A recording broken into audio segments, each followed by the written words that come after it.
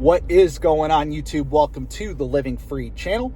My name is Tyler Freed, and in this video, I'm going to be going over how I have had success, or how I'm having success in such a tough industry.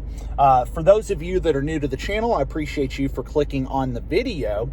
If you're somebody looking at starting your own business, whether you're in trucking or not, this is a good video for you. I think you can take a lot from it if you are looking to start your own business, especially if you are looking to become an owner-operator or a fleet owner in the trucking industry. But either way, I think these principles, what I'm going to be discussing in this video, could help you no matter what industry you're in, 100%. So if you're new, I appreciate you for being here. Make sure you like the video, sub to the channel, or dislike it if you dislike me.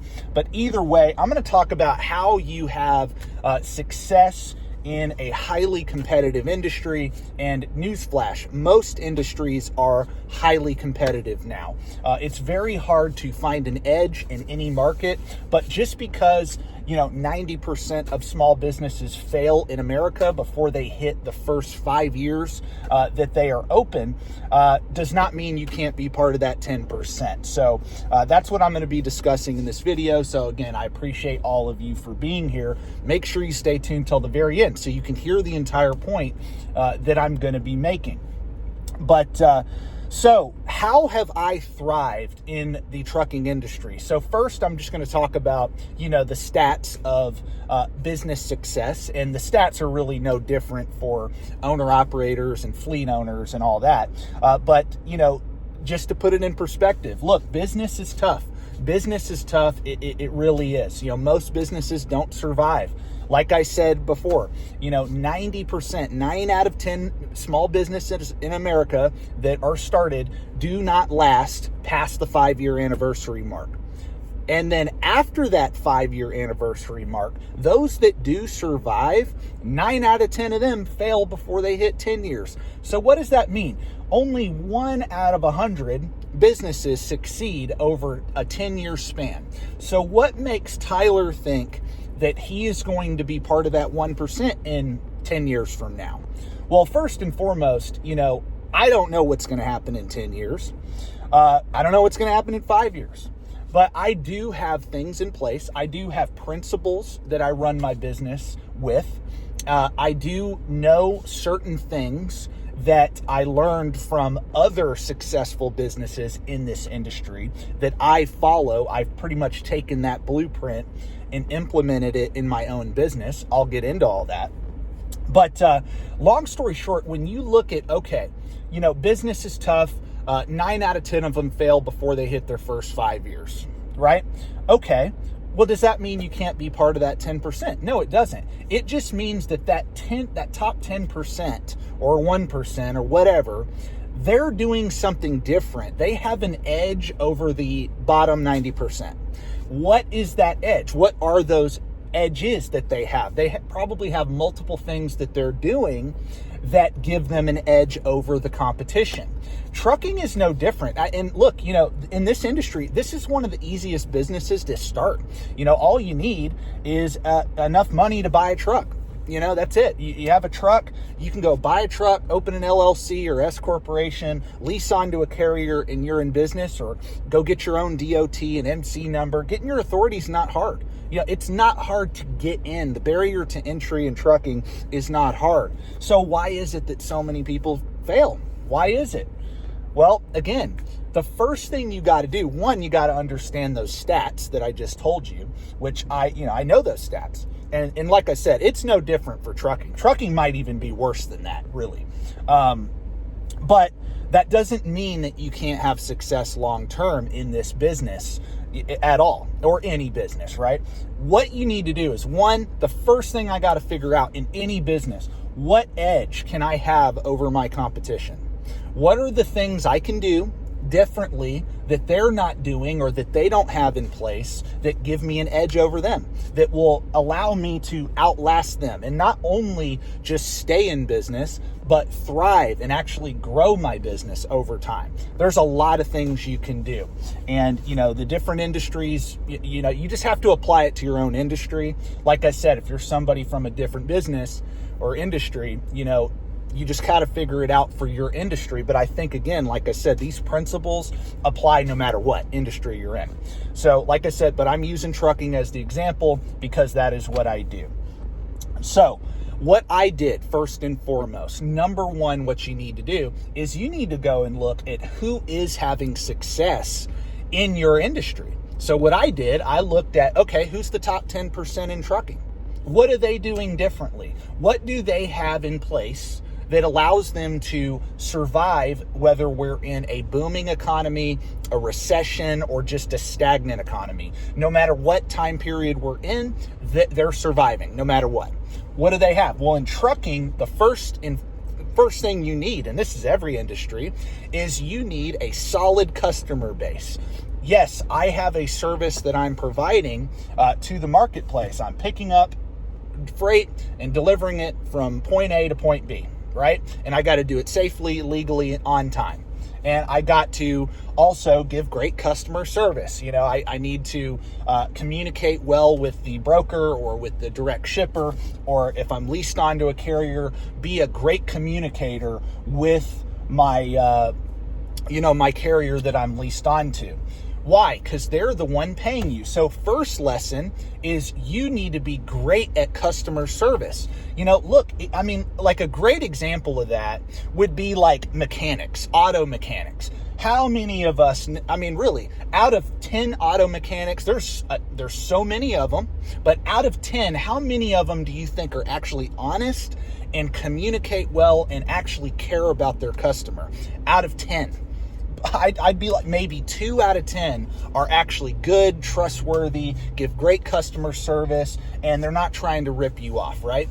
Well, what does that do? In the long run, that 20%, that 2 out of 10, they're going to last longer. They're going to thrive in the long run over the other 8 out of 10. They are, because people, they would rather spend their money on the person that they know is not going to rip them off, that they know they're going to get great communication, great customer service. And, that goes a long way. Trucking is no different. It's not, that these brokers, they're going to give better rates, better paying loads to the top carriers, the better communicating carriers, just the better performing carriers. They're going to give their best freight to the carriers that they can rely on the most. It's that simple. And that's whether you're hauling directly for a shipper or you're hauling, for a broker. Does not matter. So the first thing is you need good, dependable customers. You got to earn a customer, right? And I think a lot of people in the trucking industry, they think that they're owed money. You're not owed anything. You're not owed anything. You got to earn your customers. You got to earn that money. Trucking is no different. And a lot of people may get mad at that, but too bad, man. That's the way it works. You got to learn how to sell. You got to learn how to be a great communicator. You got to learn marketing. You got to learn sales. You got to learn customer service. And again, like I said, trucking is no different. That is what the successful trucking companies have. They have great sales teams, great marketing, great customer service, and they're the ones that get contracts, they keep contracts, and they have a great solid customer base over the long run. So first thing, that's what the top 10% do. They have a solid customer base. Second thing, they have their finances in order. This to me is the most important thing. Like I always talk about, you want to have a low cost of operation in your business. You want to have a much lower cost of operation than the competition. I did a video. My last video was about CPM, cost per mile. And if you haven't seen that video, I'll recommend it at the end of this one. Go watch it. And I give the example of without a truck payment, your truck costs you, $1.54 a mile to run. And with a truck payment, it's $1.74 if your truck payment's $2,000 a month, whatever that truck payment is. And like I said in that video, the guy with the truck payment has a higher cost of operation than the guy without one. It's common sense. It's costing him more to operate that truck than the guy that's debt-free. So like what I do, I am debt-free. I studied Crete. You know, I've been working for Crete for about three and a half years now. I drove company for them for about 2, but was an owner-operator for them for about a year, and then I have a fleet with them. And I've had a fleet with them since February. And, you know, something that they do, one, they have a solid customer base across all their different fleets they have. Crete, which is dry van, Schaefer, which is reefer, and Hunt, which is flatbed. And they have nothing but contract freight on every single company in the, under the Crete umbrella. So that's number one. They've checked that box. Number two, they are a debt-free company. They have a lower cost of operation than the competition. They do. They're debt-free. All their real estate's paid for. All their trucks and trailers and everything is paid for. So who do you think's going to survive? And even with mega carriers, who do you think's going to survive in the long run? Crete or that company that has, 25% equity and 75% debt? Who's going to survive when we go into another recession? Who's going to survive if we have another COVID? Who's going to survive? See, what I've done with my small little business, I have tried to set myself up the way the successful carriers like Crete have done and followed their blueprint.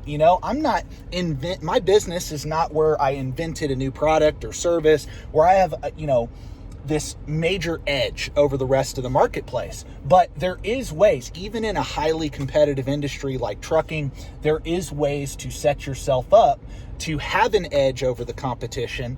And that's what you need to do. You need to read a book. Someone asked me, what book do you recommend? Well, if you're wanting to start a business, you need to read the book Blue Ocean Strategy. It's a great book. And that's what you need to create. You need to create a blue ocean around you and your business. And like I said, find an edge over your market that you're in. And, those are really the two things, man. Customers and your cost to operate. That's really it. I mean, if you have great, solid customers that you can depend on, well, then, man, you're gonna get the high enough rates to be profitable. And if you have a low cost of operation, you'll grow faster. You'll stay in business when times are bad. Those are the major things in trucking. I mean, it's really kind of simple. I talk about this a lot on this channel. Now, your industry that you're in, if you're in a different industry watching this video, you just got to tailor it to what I'm talking about. You got to tailor it to what whatever you're doing, like I said. But I wanted to get this video out. How am I surviving in a very tough industry? 3 things. 1, study the successful people in, successful companies and people in your industry. What do they do? Learn about what they do. 2, solid customer base. 3, you need to get your finances in order. And if you don't have the money to set yourself up to be debt-free or have a low cost of operation, you're not ready to be in business. You may be able to start that business, but you will probably not be able to keep that business open past 5 years, and you will be another statistic. See, that's what gives me the confidence to, run my fleet, grow my fleet, invest in trucking, even though all these people are going out of business, all these companies are going out of business. Why does Tyler feel confident? Well, because I'm following the blueprint of the carriers that have been around since the 60s. What did they do differently than the competition? It's that simple, and that's what you need to do. That's my video for today. I really appreciate each and every one of you guys for watching. I just got out of the gym, about to head home. Got to do some payroll, got to do some other things. But anyway, I appreciate all of my subscribers. I appreciate all of you that are new. Again, if you like the video, sub to the channel. Stay tuned for more content like this in the future. God bless and peace out.